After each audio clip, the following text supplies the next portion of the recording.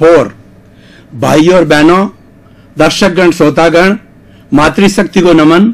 Channel 24+ news के खास विशेष, मन को लुभाने वाला, चित्त को प्रसन्न करने वाला, मानसिक शांति देने वाला, रोम रोम के अंदर प्रसन्नता पैदा करने वाला और बहुत अच्छी मानसिक शांति के रूप में हमें आगे बढ़ाने वाला पुनरुत्थान कार्यक्रम में आपका हार्दिक स्वागत है, अभिनंदन है, सत्कार है।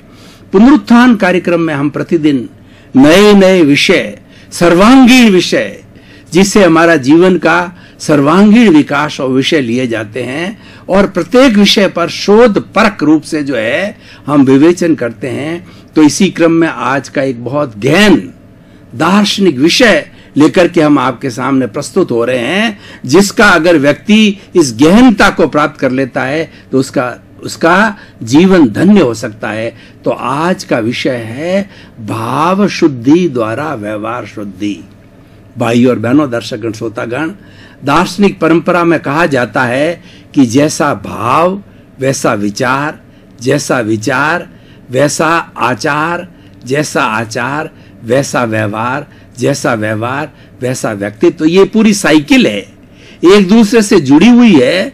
तो हमें भाव को समझना है। पहले भाव का अर्थ होता है कि हमारे भीतर से आने वाले चिंतन को हम भाव कहते हैं। और इस भाव को समझने के लिए मुझे गंगोत्री तक जाना पड़ेगा। शिव जी की जटा से जो गंगा निकली है वह स्थान गंगोत्री कहलाता है, जो कि हरिद्वार के अंदर है। तो मुझे भी भाव को समझने के लिए गंगोत्री तक जाना पड़ेगा। गंगोत्री क्या है कि हमारी जो आत्मा है, जिसके कारण ये शरीर का संचालन हो रहा है, जिसके कारण मैं बोल रहा हूं, प्रवचन कर रहा हूं और हाथ के एक्शन कर रहा हूं, कोई भी जीव का हलन चलन कार्यकलाप होता है वो आत्मा के द्वारा होता है। और ये शरीर क्यों प्राप्त होता है? इस शरीर को प्राप्त होने का कारण है कॉजल बॉडी, कारण शरीर, कार्मण शरीर। ये दोनों जो है फेविकोल की तरह चिपके हुए हैं और फेविकोल की तरह चिपके होने के कारण अनादि अनंत काल से हम 84 लाख जीवा योनि के अंदर भटकते रहते हैं। और मनुष्य जीवन का लक्ष्य है इन दोनों को अलग अलग करना, इस फेविकोल को हटा देना, क्योंकि दोनों शाश्वत सत्य है और दोनों ही ये स्वतंत्र द्रव्य है। एक पुद्गल द्रव्य है और एक चेतन द्रव्य है। तो पुद्गल कभी भी चेतन नहीं हो सकता, चेतन कभी पुद्गल नहीं हो सकता, लेकिन फेविकोल के द्वारा वो दोनों जुड़ जाते हैं। तो कार्मण शरीर और आत्मा के बीच के अंदर मल्ल युद्ध होता रहता है, 24 घंटे जन्म जन्मांतर युद्ध होता रहता है। और इसमें से जो विजयी होता है, मान लीजिए कि आत्मा विजय हो गई और उसने कार्बन शरीर को, कॉजल बॉडी को पछाड़ दिया, तो उस समय में क्षोभसम जागृत होगा। क्षोभसम का अर्थ होता है धार्मिक प्रवृत्ति की ओर व्यक्ति जाएगा, उसको सत्संग अच्छी लगेगी, चैरिटी अच्छी लगेगी, लोगों की भलाई अच्छा लगेगा, परोपकार अच्छा लगेगा, ईश्वर भक्ति अलग लगेगी, क्योंकि ये आत्मा का गुण है। अब देखिए, आत्मा हार गई और कार्बन शरीर, कॉजल बॉडी जो है जीत गई, ऊपर आ गई। तो उस केस के अंदर मनुष्य संसार के अंदर भटकने लग जाता है। ऐश आराम, इंद्रिय सुख, धन कमाना, बाल बच्चे, मौज शौक, सैर सपाटे की तरफ जाता है। ये दोनों ध्रुव अलग अलग है, उत्तर ध्रुव और दक्षिण ध्रुव, लेकिन दोनों ध्रुव एक साथ मिले हुए हैं। अब देखिए कि इस कॉजल बॉडी के ना जन्म जन्मांतर की जो है हमारी भावनाएं हैं, छिपी हुई है। वो भावनाएं जब उसको हम कर्म कहते हैं, वो कर्म का, हर एक कर्म का निश्चित समय होता है। उस निश्चित समय के बाद के अंदर ये आत्मा से अलग होता है। मान लीजिए किसी कर्म का अलग होने का जो है समय आ गया है, तो अलग होकर के वो दोनों के गठबंधन से अलग होकर के अध्यवसाय बनाता है। और अध्यवसाय को पार करके और वो हमारे तेजस शरीर की बाउंड्री, ये सारा भीतरी जगत है, तेजस शरीर की बाउंड्री में आता है। तेजस शरीर जो है हमारी लेशिया का जगत है। लेशिया रंगों के द्वारा उत्पन्न होती है और रंगों को लेशिया कहा जाता है। ये देखिए, लेशिया 6 तरह की होती है, कृष्ण, नील, कापोत, तेजो, पद्म और शुक्ल लेश्या। 4 तरह की लेश्याएं प्रशस्त है और 4 तरह की लेश्याएं अप्रशस्त है। जो डल कलर की कृष्ण, नील, कापोत कलर की, डल कलर की है, ये अशुभ भावों को लाती है। देखिए भाव शब्द यहां आया है, अशुभ भावों को जनरेट करती है। और तेजो, पद्म और शुक्ल लेश्या होती है, शुभ भावों को जनरेट करती है। अब देखिए गंगोत्री से आया है, कर्म गंगोत्री से उदय होकर के आया है, लेकिन वह हमारी लेश्या के जगत से संपर्क हो रहा है। और लेश्या के जगत से मान लीजिए शुभ भाव आया है, भीतर से अच्छा धार्मिक भाव आया है, तो वह धार्मिक भाव आने के बाद तेजो, पद्म, शुक्ल लेश्याएं जो है वो एनकाउंटर हो जाती है हमारे इस अर्ध चेतन मन के अंदर, तेजस शरीर के अंदर, ल्यूमिनियस बॉडी के अंदर वो जनरेट हो जाती है। तो तेजो लेश्या होती है, वो मन को शांति देती है। जब कभी भी तेजो लेश्या से हम आप्लावित हो जाते हैं तो हमारा पूरा शरीर शांतिमय हो जाता है। और पद्मलेश तेजोलेशिया होती है, वो पिंक कलर की होती है, उगते हुए सूर्य की लालिमा होती है, उस कलर की होती है। और पद्मलेशिया होती है हल्दी के जैसे चमकते हुए जो है येलो कलर की होती है। और जब पद्मलेशिया आती है तो हम प्रसन्नता से भर जाते हैं, खुशी से भर जाते हैं, आनंद से भर जाते हैं। शुक्ल लेशिया के भाव आएंगे, भाव भीतर से आता है। तो भाव जैसे शुक्ल लेशिया के होंगे तो हम एकदम शुद्ध प्रवृत्ति के अंदर आ जाएंगे, हम अनासक्त भावना के अंदर आ जाएंगे और हम परमात्मा के कार्य करने लग जाएंगे, हम अंतरात्मा बन जाएंगे। तो तेजो पद्म शुक्ल लेशिया है, ये भीतर आती है और यही भाव बनती है। ये कलर्ड लेशियाएं हैं, इन कलर्ड लेशियाओं को हम भाव बोलते हैं। अब ये भाव किस तरीके से हमारे इस स्थूल शरीर के ऊपर कार्य करता है, तो वहां से जो है वो जो शरीर हमारा जो तेजस शरीर है उसमें से ये जो लेशियाएं होती है वाइब्रेशंस की होती है। तो वाइब्रेशन से होकर के हमारे स्थूल शरीर में चित्त को टच करती है। तो चित्त को टच करने के बाद में हमारे शरीर के अंदर एंडोक्राइन ग्लैंड्स होती है, एंडोक्राइन ग्लैंड्स होती है, डक्टलेस होती है, उनके कोई छेद नहीं होता है। तो अब एंडोक्राइन ग्लैंड्स के अंदर चित्त से आने पर जो है ये हमारे भाव होते हैं, वो हमारे द्रव्य के अंदर बदल जाते हैं, मतलब उसमें हार्मोन्स के अंदर कन्वर्ट हो जाते हैं। कई तरह का लिक्विड टाइप बन जाता है, द्रव्य बन जाता है, हार्मोन्स में बदल जाता है। और वो हार्मोन्स जो है वो हमारे इस एंडोक्राइन ग्लैंड्स के द्वारा और चित्त के दिशा निर्देशन के अंदर पूरे ब्लड के अंदर समा जाते हैं और यहां से विचारों की उत्पत्ति होती है। जैसे भाव होते हैं वैसे विचार बनते हैं।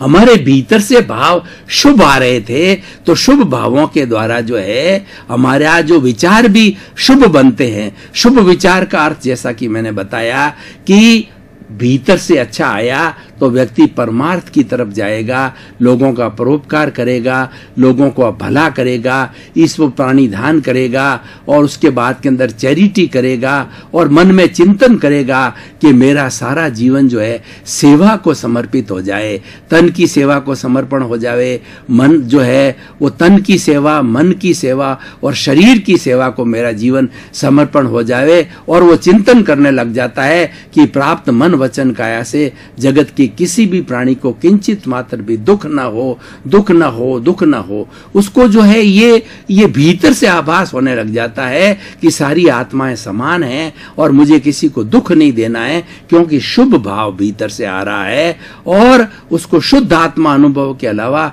इस संसार की कोई विनाशी चीज मुझे नहीं चाहिए, क्योंकि वो आत्मा को टच करके आ रहा है, शुभ भाव आ रहा है, विचार एकदम शुभ बनते जा रहे हैं। अब ये शुभ विचार जो है वो हमारे चित्त के दिशा निर्देशन के अंदर हमारे हाथों को मिलते हैं और हमारे मन को मिलते हैं, हमारे वचन को मिलते हैं और हमारे शरीर को मिलते हैं और 5 इंद्रियों को वो विचार मिलते हैं। तो ये सारा जो हमारा सिस्टम है उस सिस्टम को ये विचार प्राप्त हो जाते हैं। और विचार प्राप्त होने पर जो मालिक चित्त है वो चित्त के दिशा दर्शन में मन, बुद्धि, इंद्रियां और कर्मेंद्रियां, द्रवेंद्रियां सभी एक्टिविटी प्रारंभ कर देती है और व्यक्ति धार्मिक प्रवृत्ति के अंदर चला जाता है, जैसा जैसा मैंने बताया है। तो देखिए, अब इस भाव शुद्धि, क्योंकि भाव हमारा शुद्ध है इसीलिए हमारा व्यवहार शुद्ध हो जाता है, जो कि आज का विषय है कि हम जब ये धार्मिक प्रवृत्ति सारी अब जो इंद्रिय जगत के अंदर और इस शरीर के द्वारा करने लग जाते हैं तो हम व्यवहार कुशल हो जाते हैं और हम लोगों के भलाई के अंदर लग जाते हैं और हर क्षण जो है अच्छा कार्य करता, उस व्यक्ति के द्वारा बुरा कार्य नहीं होता है क्योंकि भाव शुद्धि हुई थी। तो इसीलिए इंपॉर्टेंट पार्ट क्या हो गया कि हमें अगर जीवन को अच्छा बनाना है तो हमें भावों को शुद्ध करना पड़ेगा, क्योंकि ये भीतर से आया और ये हमारे विचार को शुद्ध किया, उससे हमारा व्यवहार भी शुद्ध हो गया, आचार भी शुद्ध हो गया और व्यक्तित्व भी शुद्ध हो गया। अब देखिए, ये तो आधा सर्किट हुआ कि गंगोत्री से जो है हम बाहर की तरफ आए। अब हम वापस बाहर की तरफ से इसी रास्ते से गंगोत्री तक जाएंगे कि आप देखिए कि हमारी इंद्रियां हैं, इंद्रियां बाहर से विषय लेती है। मान लो कोई व्यक्ति कामुक होता है तो किसी सुंदर स्त्री को देख करके कामुकता की भावना आती है। संत प्रवृत्ति का व्यक्ति होता है, स्त्री को देखता है तो हाड़ मांस का पुतला कहा जाता है भाव, और किसी को घृणा के भाव आते हैं, किसी को प्रेम के भाव आते हैं, किसी को स्वयं को दोष देखने के भाव आते हैं। तो जैसे जैसे हम इंद्रियों से ग्रहण करते हैं और इंद्रिय मन को देती है और मन ये बुद्धि को देती है, बुद्धि के द्वारा चित्त को जाता है और चित्त के अंदर पुनः वो एंडोक्राइन ग्लैंड्स के माध्यम से जो है वो लिक्विड फॉर्म में होकर के, और एंडोक्राइन ग्लैंड जो है हमारे भीतरी जगत, जैसा मैं पहले बताया था कि हमारा ल्यूमिनस बॉडी है, हमारा तेजस शरीर है, उससे जुड़ा हुआ रहता है और वहां जाकर के पुनः लेशिया बन जाती है। अगर हमने अशुभ भाव किया है, पहले मैंने शुभ भाव का बताया, अब मैंने अशुभ भाव की बताया। एक व्यक्ति ने कामुकता का भाव कर लिया तो वो अशुभ भाव जो है लेशिया के द्वारा, पहले तो हमारी तेजो पद्म शुक्ल लेशियाएं जनरेट हुई थी और अब वो अशुभ भाव के द्वारा जो है कृष्ण नील कापोत लेशिया, कृष्ण जो लेशिया होती है जो है वो काले रंग की होती है और डल रंग होता है, हिंसा के भाव आते हैं। ज्यादा से ज्यादा जो हिंसा क्रूरता के भाव आते हैं। और नील लेशिया होती है जो नीले रंग की होती है, वो जब जनरेट होती है तो वो क्यों जनरेट होती है कि झूठ, कपट, धोखाधड़ी के भाव होते हैं। तो नील लेशिया जनरेट होती है हमारे अर्ध चेतन मन के अंदर, हमारे जो है वो ल्यूमिनस बॉडी के अंदर और हमारे तेजस शरीर के अंदर वो जनरेट होती है, सारे भीतर के जगत के अंदर है।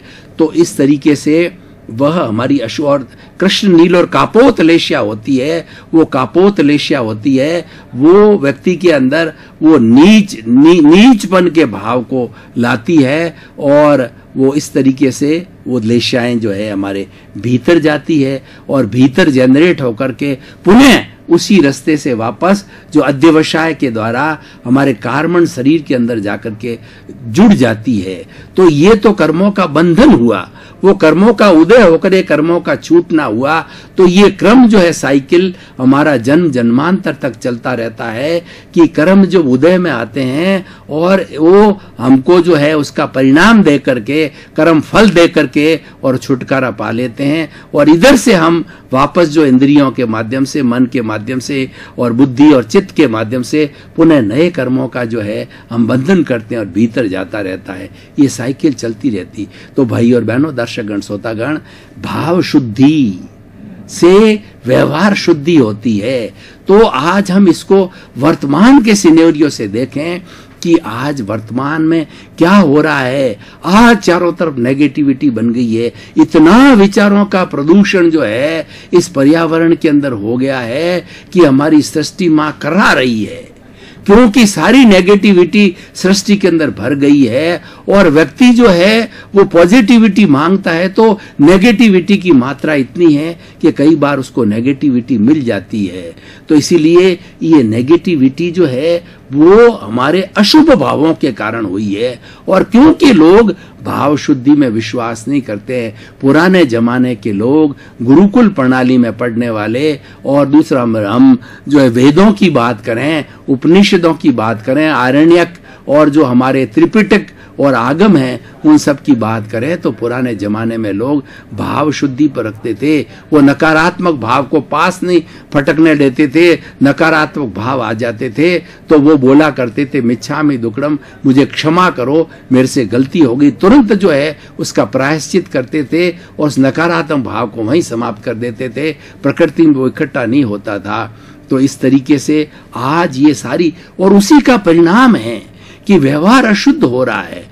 भाव शुद्ध नहीं होने से चारों तरफ आप देखो, अखबार उठा करके देखो कि कितने अपराध हो रहे हैं, कितना करप्शन हो रहा है, और कितना इनटॉलरेंस हो गई है, कितनी हिंसा बढ़ रही है, कितना आतंकवाद बढ़ रहा है। इन सब का कारण है अशुभ भावों का होना। तो इसीलिए आज का हमारा ये एपिसोड, आज का विषय जो है एक बहुत बड़ी प्रेरणा, 7 अरब की जनसंख्या को प्रेरणा देता है कि हमें हमेशा भाव शुद्धि करते रहना चाहिए। भाव शुद्धि हमारा एक ऐसा पैरामीटर है कि हम अच्छा सुखी जीवन जी सकते हैं, और उसके साथ साथ में हमारी जो मुख्य जो हमारा अस्तित्व आत्मा है उसका भी शुद्धिकरण कर सकते हैं। भाव शुद्धि के द्वारा हमारा आत्म शुद्धिकरण होता है, और हमारा सेल्फ रियलाइजेशन होता है, इंट्रोस्पेक्शन होता है, और हम अपना स्वयं का स्वाध्याय करने लग जाते हैं, परीक्षण करने लग जाते हैं। तो इस तरीके से भाई और बहनों, दर्शकगण, श्रोतागण, आज का विषय इतना है। अगर दुनिया इस विषय का पालन करे तो आज जितनी बुराइयां हमारे समाज के अंदर, हमारे विश्व के अंदर छाई हुई है, उसका धीरे धीरे शमन होकर के पुनः हमारी पूर्व जो वसुधैव कुटुंबकम की जो हमारी स्थिति थी वो वापस हम प्राप्त कर सकते हैं। भाव शुद्धि के द्वारा पर्यावरण शुद्धि होती है। क्यों?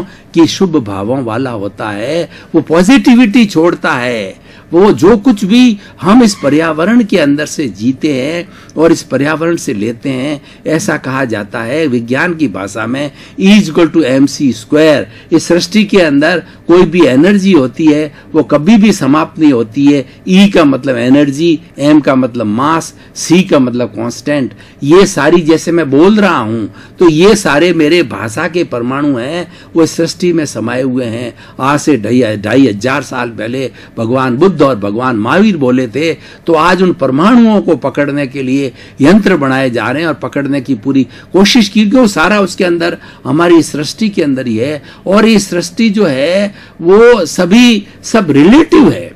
इस सृष्टि में जो 84 लाख जीवा योनि है वो एक दूसरे से रिलेटिव है। और ऐसा कहा जाता है कि एक परिंदा भी सृष्टि के अंदर पर मारता है तो उससे पूरा हमारा पर्यावरण जो है प्रभावित होता है, क्योंकि ये वाइब्रेशंस का बना हुआ है। पर्यावरण में सारे वाइब्रेशंस होते हैं। और जो जिन विद्यार्थियों ने, जिन लोगों ने साइंस को पढ़ा है कि साइन थीटा, कॉस थीटा वगैरह, टेन थीटा वगैरह, तो उनको मालूम पड़ेगा साइनोसॉइडल वेव्स होती है वो किस तरीके से ऊपर नीचे होती है, और ये वाइब्रेशंस की वेव लेंथ होती है, फ्रीक्वेंसी होती है, और ये सारा पर्यावरण के अंदर होता है। तो भाई और बहनों, दर्शकगण, श्रोतागण, अगर हमें अच्छा इंसान बनना है, अगर हमें अच्छा परिवार बनाना है, अगर हमें अच्छा समाज बनाना है, अगर अच्छा हमें पर्यावरण को शुद्ध रखना है, तो हम भाव शुद्धि करें और नकारात्मकता को कहीं पास में फटकने नहीं देवें। नकारात्मक ऐसा जीवन का नियम बना लें कि मैं मेरे जीवन में कभी भी नकारात्मक भाव नहीं लाऊंगा, हमेशा सकारात्मक भाव लाऊंगा, पॉजिटिव रहूंगा और पॉजिटिव बात करूंगा। और दुख में से सुख निकालने की कला जो है वो विधायक भावों वाला व्यक्ति आराम से प्राप्त कर सकता है। विधायक भावों वाला व्यक्ति जो है वो स्वयं सुखी रहता है और दूसरे को सुख दे सकता है। जो व्यक्ति भीतर में शांत होता है वो दूसरे को क्या शांति दे सकता है। जो भीतर में शांत है, सागर की तरह शांत है, तो वह लोगों को भी शांति दे सकता होता है और उसका पर्यावरण बहुत शुद्ध हो जाता है। कई बार हमने देखा बड़े बड़े संत मुनिराजों के पास में हम जाते हैं और हम चुपचाप उनके पास बैठे रहते हैं और वो भी मौन रहते हैं, तो हमको लगता है कि उस स्थान पर आकर के हमको बहुत शांति मिली। मंदिर में जाकर के हमको सुकून मिलता है, शांति मिलती, क्योंकि प्राय मंदिर में कोई भी व्यक्ति जाता है वो नेगेटिव चिंतन नहीं करता है, वो हमेशा ईश्वर से जो अच्छी प्रार्थना करता है, वो चारों तरफ पॉजिटिव विचारधारा, पॉजिटिविटी के पुद्गल बिखरे रहते हैं। तो हम भी वहां जाते हैं तो हमारे विचार शुद्ध होते हैं और हमें शांति मिलते हैं। उसी तरह से अगर भूतों के और जो लुटेरों के किसी भी स्थान के हम चले जाएं तो वहां तो चारों तरफ अशुभ भाव बिखरे होते हैं, लूटो मारो खसोटो, इस तरीके से हिंसा, ऐसे भाव जो है जुड़े रहते हैं। तो ऐसे भावों के अंदर हम जाते हैं तो हमको भय लगता है, डर लगता है और घुटन होती है, क्योंकि वहां के परमाणु अशुद्ध है और परमाणु अशुद्ध होते हैं भावों के द्वारा। इसीलिए हमारा मुख्य जो बिंदु आज है वो है हमारी भाव शुद्धि करना चाहिए। कंट्रोलिंग पॉइंट है वो भाव शुद्धि है। तो भाव शुद्धि करने से हम अपने अंतिम जो सिद्धि के लक्ष्य तक को भी प्राप्त कर सकते हैं और भाव शुद्धि के द्वारा अच्छे संस्कार भी प्राप्त कर सकते हैं। मैं एक उदाहरण के द्वारा आपको बताना चाहता हूं कि एक तोते के जो है 2 बच्चे जुड़वा हुए, एक मादा तोते के 2 जुड़वा बच्चे पैदा हुए और वो 1-2 मिनट के अंतराल से जो पैदा हुए, तो अब थोड़े समय बाद जब वो दोनों तोते बड़े हुए तो बड़े होने पर क्या हुआ कि वो बिछुड़ गए। बिछुड़ करके एक तोता जो है सन्यासी के पास के चला गया और दूसरा तोता एक लुटेरे के चोर के पास में चला गया। तो सन्यासी जो है उसने तोते को ट्रेनिंग दी, राम राम, शिया राम, स्वागतम स्वागतम, आइए पधारिए, ऐसा वो तोता बोलता रहता रहा, हर क्षण बोलता रहता। तो बाहर वाला व्यक्ति आता, उसको बड़ा प्रिय लगता और बड़ा आनंदित करता था। अब दूसरा उसका सगा भाई और एक समय में पैदा हुआ तोता जो कि लुटेरे के पास में चला गया, उसको ऐसी हर वक्त उस वातावरण को देख करके और लुटेरों ने ऐसी ट्रेनिंग दी कि लूटो मारो खसोटो, लूट लो मार दो, इस तरीके से अशुभ भाव, हिंसा के भाव उस तोते के अंदर आए। तो तोता उस वक्त हर वक्त आने वाले को बोलता रहता है। तो जो व्यक्ति आता है उसको डर लगता है, भय लगता है कि ये इस तरीके से हो रहा है। तो भाई और बहनों, दर्शकगण, श्रोतागण, सब दुनिया में खेल होता है वो अच्छे भावों का होता है, अच्छे भावों वाला व्यक्ति होता है, सज्जन व्यक्ति होता है। हमारे इस मस्तिष्क के अंदर 3 तरह की परतें होती है। पहली जो परत है वो होती है हमारा एनिमल माइंड। उस एनिमल माइंड के अंदर जब व्यक्ति चला जाता है तो पार्श्विक वृत्ति करता है। पार्श्विक वृत्ति का मतलब भोग, विलास और इस तरीके की नेगेटिविटी बात करता है। और वह व्यक्ति जो उसका दूसरा जो है मेंटल होराइजन होता है वो आता है तो ह्यूमन ब्रेन कहलाता है। उस ब्रेन को इस्तेमाल करता है या उस ब्रेन में रहता है व्यक्ति तो सात्विक प्रवृत्ति करता है, मनुष्य की तरह करता है। दर्शकगण, श्रोतागण, भाई और बहनों, आपका बहुत बहुत धन्यवाद कि आप पुनरुत्थान कार्यक्रम को बराबर देख रहे हो। इसी कारण पुनरुत्थान कार्यक्रम आप टॉक ऑफ द टाउन बन रहा है और लोगों की ये समझ में आ रही है कि हमें जीवन का रूपांतरण करने के लिए इस कार्यक्रम को देखना चाहिए, क्योंकि ये कार्यक्रम जो प्रस्तुत किया जा रहा है, विषय होते हैं सारे जीवन से संबंधित होते हैं और शोध परक होते हैं। इसीलिए आपके प्रति धन्यवाद। और पुनरुत्थान कार्यक्रम की तरक्की हो रही है। चैनल 24 के पास जो अच्छे जो है अभी लोगों के मैसेज आ रहे हैं, तो आपके प्रति मंगल भावना, शुभकामना। पुनरुत्थान कार्यक्रम देखते जाइए और अपने जीवन का रूपांतरण करते जाइए।